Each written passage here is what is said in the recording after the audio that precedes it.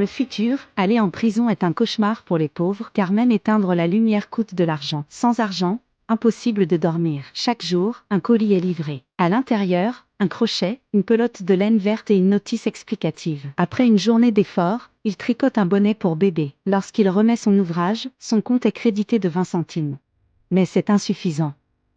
Pour survivre, il doit travailler sans relâche. Chaque produit terminé est suivi d'un autre, car même manger coûte cher. Il devient plus rapide.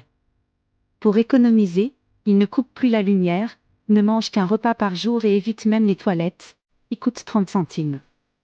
Son compte en banque gonfle. Lorsqu'il remet son dernier tricot, il atteint 5 $, assez pour appeler sa mère et demander de l'aide. Mais dès qu'elle apparaît à l'écran, une alerte indique que son crédit va expirer. En le voyant en prison, elle est sous le choc. Xiao Xue n'a même pas le temps de s'expliquer que l'appel est coupé. Il explose de rage et cesse de travailler. Un jour, un message s'affiche, son compte vient d'être crédité de 10 000 $. Mais il ne le remarque même pas. 3 mois plus tard, son procès touche à sa fin.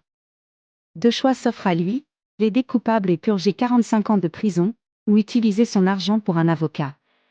Il découvre alors un message de sa mère, elle lui a envoyé 10 000 $. Elle ne l'a donc pas abandonné.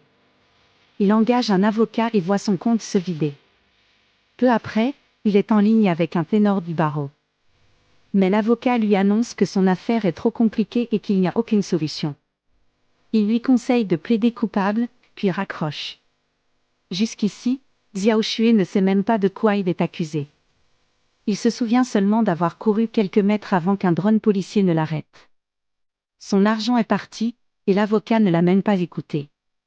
Alors qu'il s'apprête à abandonner, un message s'affiche, il est innocenté. La porte de sa cellule s'ouvre et il peut enfin sortir.